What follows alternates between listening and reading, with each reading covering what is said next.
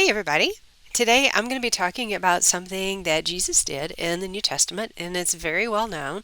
It is actually taken from Luke 9:10 through 17, and this is commonly referred to as the feeding of the 5,000. And what had happened was he had all these people who had been following Jesus, and it said there were 5,000 men, which doesn't count the women and the children, so at least 10,000 people, which is a humongous number of people. And they had been following him for a while, and the disciples came to Jesus and said, "Hey, we need to send them away because they're hungry, so they got to go find something to eat." And obviously, it wasn't like here where we have a lot of fast food options no matter where you are. They were out in the middle of nowhere. And Jesus looked at him and said, "You give them something to eat." And they looked at him and said, "What?" He said, "Well, what do you have?" And they said, "Well, we have no more than 5 loaves of bread and 2 fish." And he said, "Bring them to me." And I have to pause here and say, at this point, they should be familiar with Jesus having supernatural solutions to problems, right? But no, they were not. So they brought this to him. And so he prays over it and he breaks it. And he's had people sit in like groups of 50. And so the disciples take what he has broken and then they start handing it off to people. And they just keep handing it off. And they keep handing it off. And everyone has more than enough. And then there are 12 loaves of food left afterward. 12 baskets of food, I should say. 12 baskets left. 12. After 5 loaves of bread and 2 fish. And we look at this oftentimes and we talk about how wonderful it is that Jesus did a supernatural, he had a miracle there of feeding the 5,000, which is really more like 10,000. Yes, that is true. Absolutely. God is into multiplication.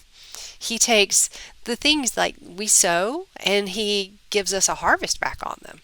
So, yeah, he's into multiplication. That is definitely something that is one of the lessons to take away from this. But sometimes I think we overlook another really key, important thing.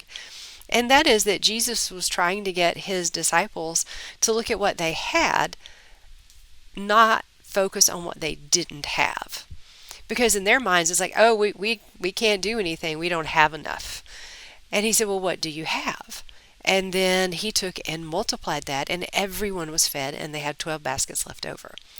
And I think this is a lesson that we need to think about now. And remember, he had to do it a second time. And the second time they did the same thing. They were like, we don't have enough food.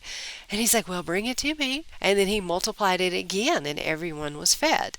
So he did this miracle twice, a supernatural solution to a problem, because they didn't really get it the first time, apparently. And sometimes we don't either. So we need to remember that instead of focusing on what we don't have, look at what we do have.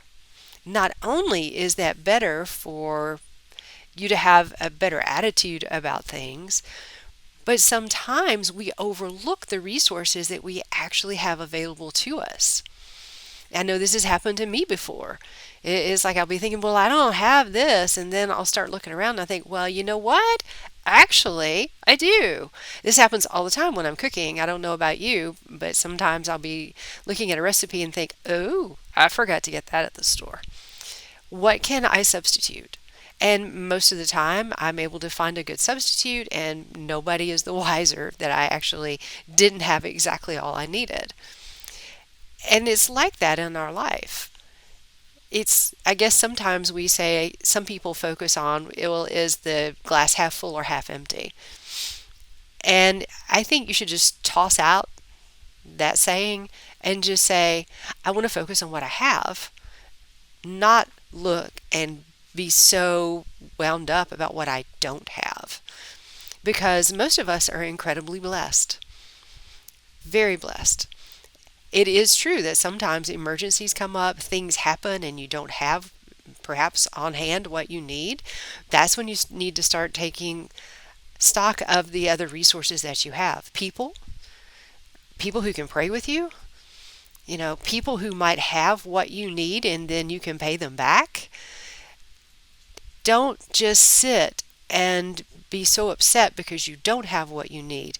You need to focus on what you have. And one of the most important things we have are the promises that God has put in the Bible. And it actually says that he hastens over his word to perform it. That means hasten means he runs. That means he's in a hurry to go and perform his word as he promised. So if you find yourself in a situation where maybe you don't have what you need, take stock of what you do have. Remember that story with Elijah and the woman who came to him and her husband had died, and she didn't have any resources, and they were going to take her sons as slaves. And he said, well, what do you have? And she said, well, I got this little thing of oil. And he said, okay, go grab a whole bunch of jars and pour the oil in them until it doesn't go anymore. And she had gathered up all these jars from neighbors, and she poured and poured and poured and poured, and it was a miracle. And then when she ran out of jars, she ran out of oil. And then she sold it and paid off the debts, and her sons were not taken as slaves. Once again, what do you have? So this requires us to make a little bit of a change in our thinking. But it's a change that could benefit us all the time. Instead of focusing on what we don't have or what we perceive we don't have, think about what you do have. I have what I need for today. Tomorrow I'll deal with that. But what I have today, I have everything I need. Tomorrow will take care of itself. So I want to encourage you this week to change your thinking and think in terms of, well, what do I have? Instead of focusing on what you might not have. Because it's always possible that what you have on hand right now is more than enough to satisfy whatever the need is. And we know that God is. We have seen that Jesus is into multiplication. So remember this week, change your thinking. Focus on what you have. All right? So you guys be blessed.